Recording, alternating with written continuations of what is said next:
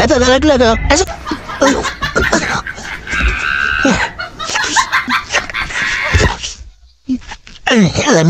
Alam niyo ba, ngayong winter dito sa New Zealand, 4 na oras ang pagitan diyan sa Pilipinas.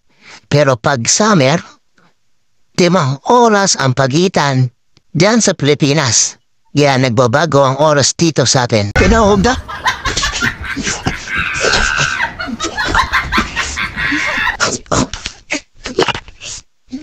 Alam niyo ba, dito sa New Zealand, mataas ang sahod pero pataas din ang cost of living. Cost of living kaya, alam niyo na, kung mga nagbabalak dyan magsusit New Zealand, pag-isip-isip muna kayo.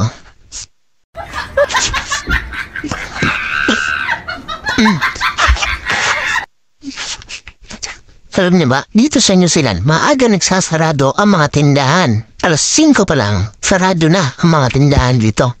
Alam niyo ba kung bakit? Dahil pinapahalagan dito ang oras ng pamilya kesa sa trabaho.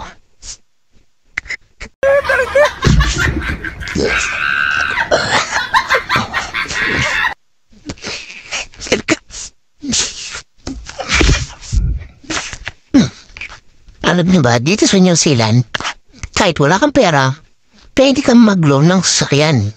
Dahil dito, required na merong isang sasakyan ang kada isang empleyado. Kaya, tara na!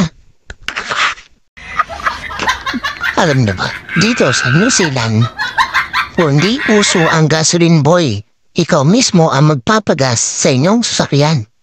Kaya, huwag niyo ilagay sa Pilipinas na nag-aantay kayo ng gasoline boy dito. Ikaw mismo ang magagas ang sarili mo.